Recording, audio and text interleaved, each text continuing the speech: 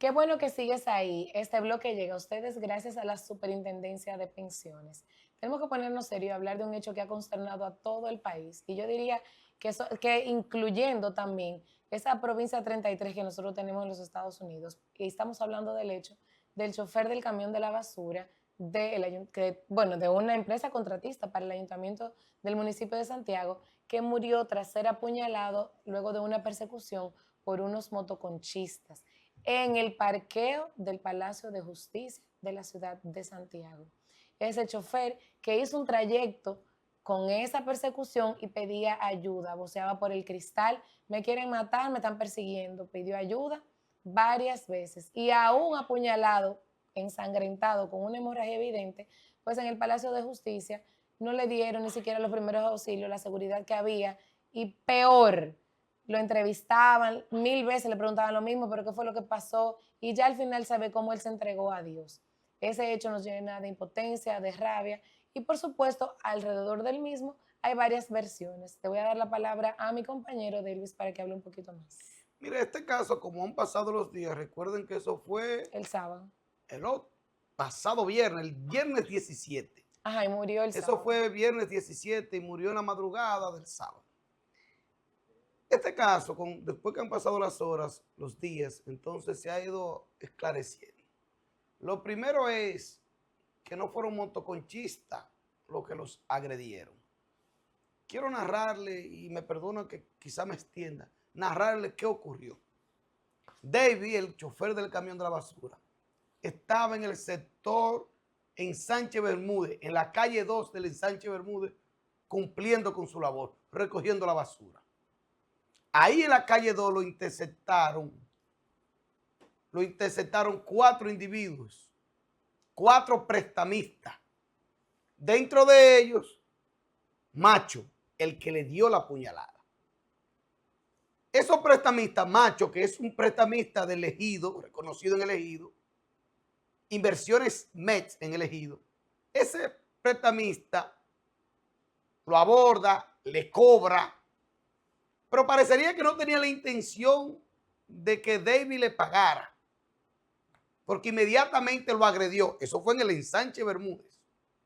David acelera su camión e intenta huir, pero los que andaban con Macho, con el prestamista, le colocan una motocicleta en el frente para obligarlo a detenerse. Y ahí es cuando David acelera el camión y arrastra la motocicleta. Cuando David va por toda la circunvalación sur arrastrando la motocicleta entre el ensanche Bermúdez y Actos de Rafael, pasa por una parada de motoconcho.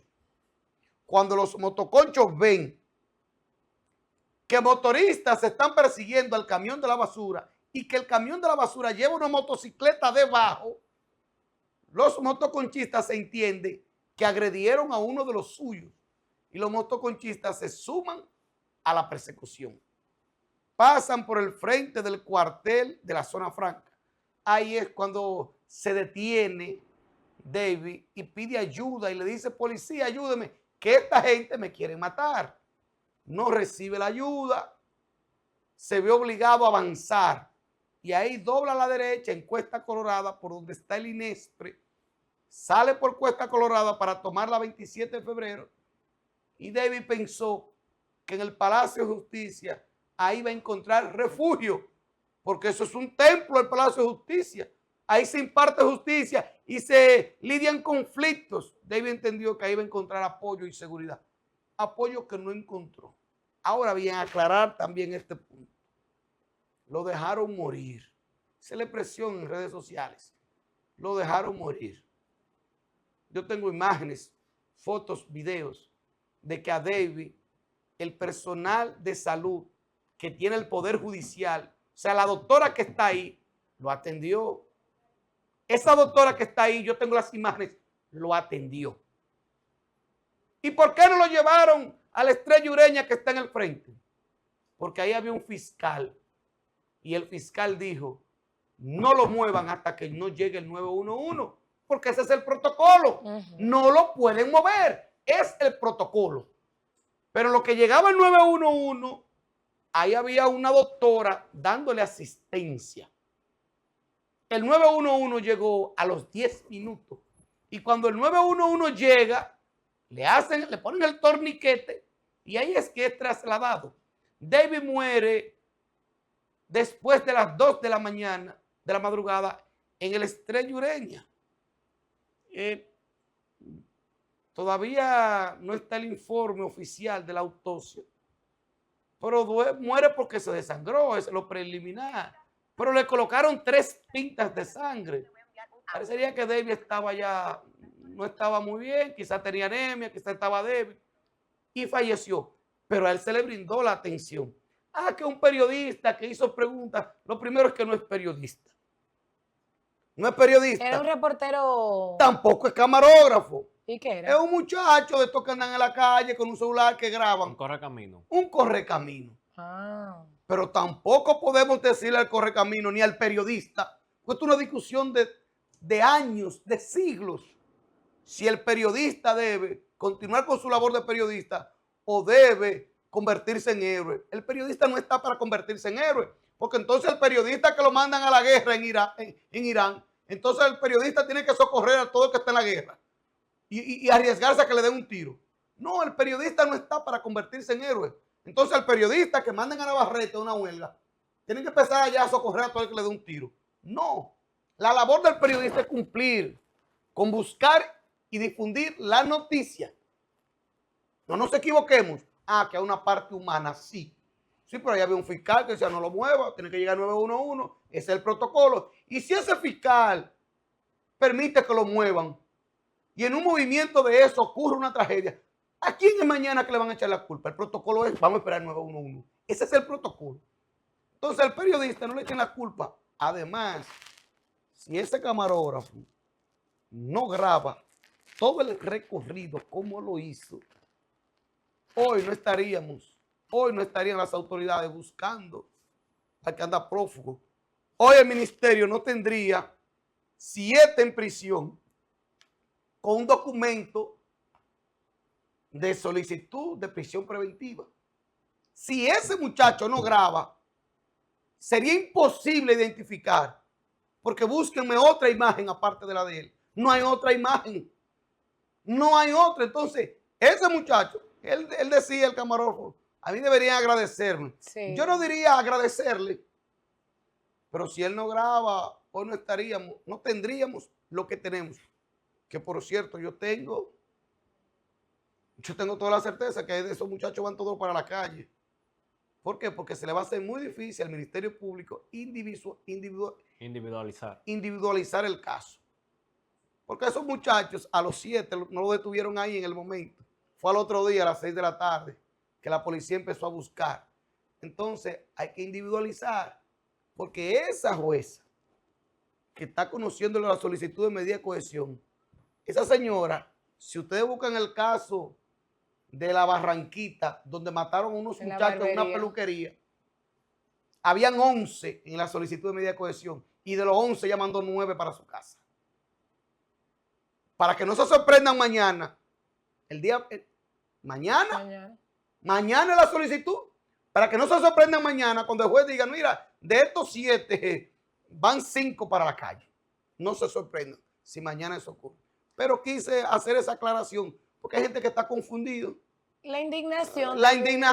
Claro. Se molestan. Le han dicho de todo ese camarógrafo. Sí. Hay que entender los roles. Yo entiendo que más que todo con el camarógrafo no fue que grabara, sino la forma de hacer la pregunta, de hacerla de manera insistente y una persona que se está desangrando. Yo creo que también minimizaron que fue en la pierna la herida. Cuando tú ves una persona herida en la pierna, tú no crees que se va a desangrar, tú no crees que se va a morir. Nadie cree que se va a morir porque le dieron escucha lo que decían ahí. Lo pullaron. Sí. A esos muchachos en el Palacio de Justicia, cuando le preguntaban, lo que dicen, no, porque lo pullaron, fue la pierna.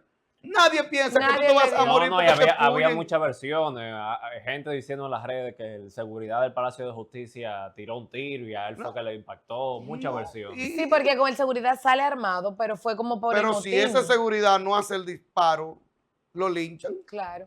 lo linchan. Mira, la verdad es que la indignación es como por haber visto que él venía en una persecución, me quiere matar, y ve haber Que él visto. intentó preservar su vida. Exacto, entonces sí genera indignación, pero también hay que reconocer que uno nunca sabe esperar que alguien se muera por una herida, no sabe la magnitud, es desconocimiento, nosotros no estudiamos medicina. El hecho ya está en justicia y vamos a esperar que continúe el debido proceso, respetando las garantías de todo y por supuesto que se le haga justicia a esa vida que murió de un trabajador en el ejercicio de sus funciones. Sí, porque, y escúchame que te pongo Me otro dejó caso, perdóname, pero es que yo tengo que hablar del Ministerio Público.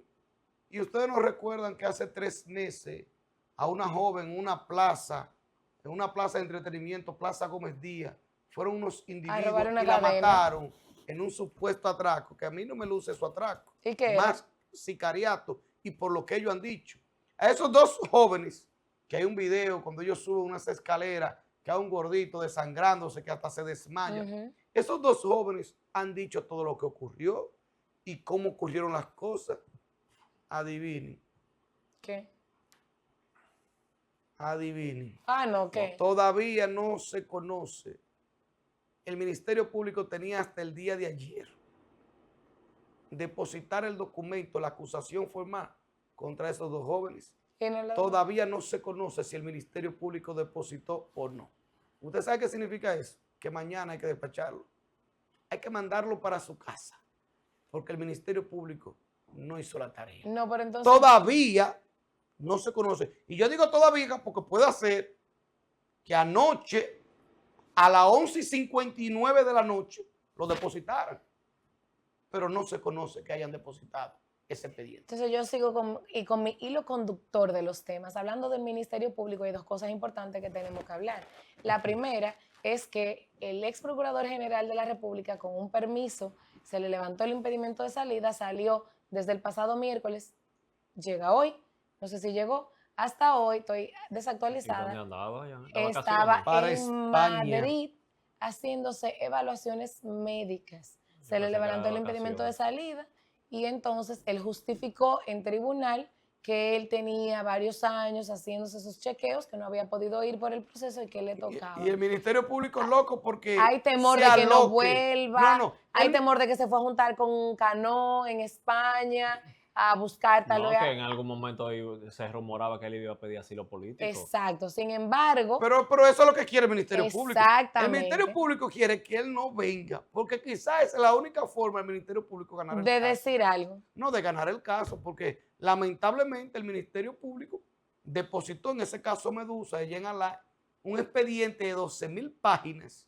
Y 600,000 páginas de prueba y qué sé yo, 12,000 páginas el expediente. Y al propio Ministerio Público no le dio el tiempo de leer esas 12,000 páginas. Un disparate de expediente. Y parecería que Jean Alain se va a burlar de la justicia y se va a burlar del país porque el Ministerio Público no pudo preparar un expediente. Señores, el Ministerio Público aquí viene haciendo declaraciones, pero en la práctica no ha hecho nada. Y la joven que perdió la vida en el Centro de Salud Estética La Diosa, aquí en Los Jardines, ya hace un mes, y la familia anda por ahí protestando, porque todavía está la fecha que el Ministerio Público no ha solicitado medida de coerción de ese caso.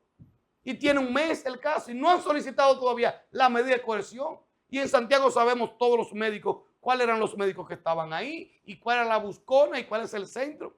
Y no han hecho nada porque es un Ministerio Público deficiente en la práctica. Ahora, si el caso se va a virar, si el caso es político, ellos hacen un bulto, pero hicieron el bulto con Jean Alain y tienen en los tribunales el caso perdido. Al menos que ocurra un milagro. Señores, hablando de temas judiciales, vi la noticia este fin de semana de que el Tribunal Superior Electoral nuevamente condenó a la Cámara de Cuentas a una indemnización de 20 millones de pesos a favor del abogado Julio Curi. Ustedes recuerdan que a principios del año 2021 aproximadamente, la Cámara de Cuentas anunció un procedimiento de lesividad para intentar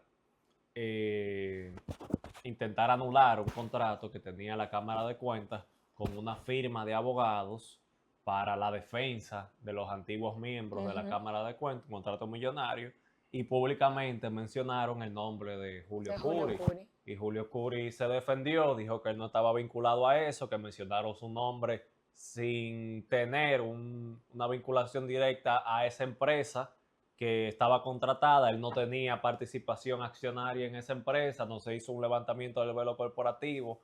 Condenaron en un primer momento a la Cámara de Cuentas, fue a la Suprema Corte, se casó con envío, se mandó de nuevo al TCA y volvieron a condenar la Cámara de ¿En Cuentas. cuánto fue que condenaron?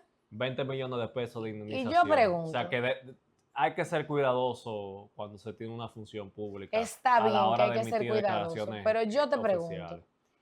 debe de haber, y en derecho existe, el principio de la proporcionabilidad del daño y la indemnización. Ujú. No, pero que ¿En qué proporción esa mención al licenciado Julio Curi, que lo afecta, pero en qué proporción esa mención en ese caso Bueno, lo ahí afecta que le represente un todo eso resarcimiento lo de tiene que daño? probar en el tribunal. Ahora Rayos, bien, porque los algo millones que, aquí no, se pero hablan como... algo que hay que destacar es que un abogado, el principal activo intangible que tiene es su nombre, Claro su que sí. reputación. su oficina. Pero Entonces- por eso Entonces, si pregunto, tú acabas con la reputación de un abogado, estás Julio afectando... Curi tiene un Señores, nombre hecho de muchos años señores, y ciertamente eso sonó y se cuestionó, pero yo no creo que le haya perdido un cliente.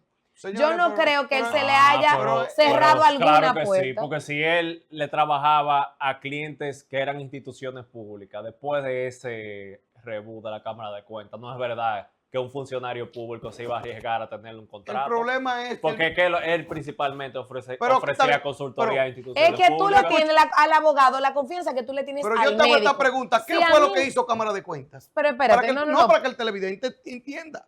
¿Qué fue lo que hizo Cámara de Que Cuentas? La Cámara de contrató Cuentas una firma de contrató una abogados firma para que los para defendiera. defender, no, para al- defender a la institución, no, para a la defender personal, de a los manera miembros. personal a los miembros de la Cámara de Cuentas que tenían un proceso personal que Ajá. estaba siendo De los acusado. fondos de sus defensas iban a salir de las arcas del Estado. Eso- Cuando Eso el como que vamos a cuestionamiento suponer era que a Delvi ellos. es ministro, a Delvi lo están imputando en un proceso penal y él con los fondos de su ministerio contrata una firma de abogados para que lo Exactamente. defiendan a Entonces, él. ¿qué Pero lo es que si te están acusando, es por tu función de ministro. Sí, pero de No, manera personal. no eres tú, porque en ese momento eran los jueces que estaban acusando, no era la Cámara de Cuentas, eran esos jueces que se le hizo un Que juicio se político. atribuía que en el ejercicio de sus funciones habían faltado a las mismas. Pero, No fue que yo, abogada, en la calle choqué a una gente, entonces la ciudadana, no. es que tú no puedes utilizar los fondos públicos para defenderte tú,